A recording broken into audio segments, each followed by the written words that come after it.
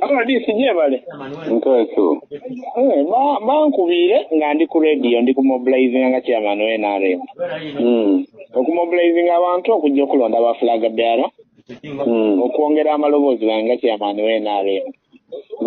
Era mbaire n'aka introduction program nga maze kulamusa era mbakobye nti bajje balonde NRM ebyalo byonna balonde ba flag bearer.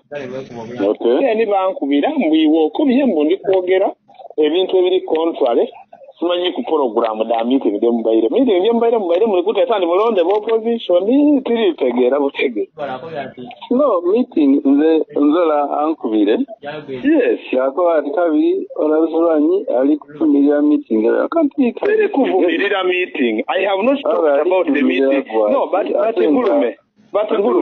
Gulume. Mbole wankubira ati nakano mwetegeze program kikyali kwogera ku kene. Gulume recordings debogera ku radio diriwo. Butinze meeting jenta bayire mu njivumirira ntya. Actually tyogere na ku bya meeting.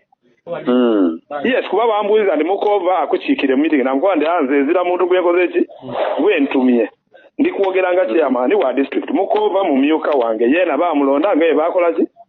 Ngaye banonda so he has a mandate okutusa message ye tatusa message mutumye oba akoze ki aya atusa message nga vice chairman person era nsima message yakoze ki yatusisa but it was not my message.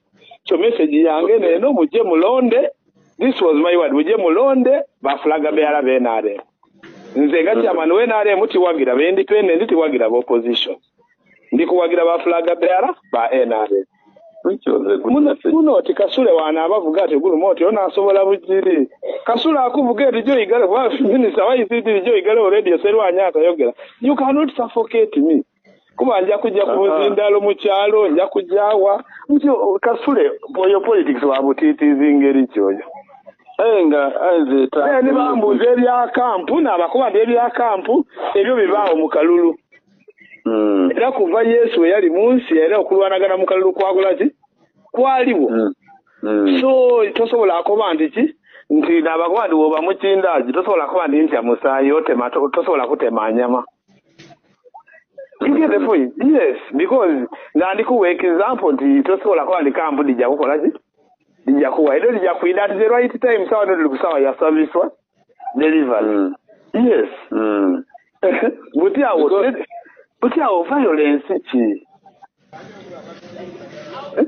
nze tuwulire mwene program ayo akoyati again byemwogere ku ona ali busabula nti ali busabula atya Gulume, you know me, I'm not a madman. You know I'm a cadre of the party. I am a cadre of the party.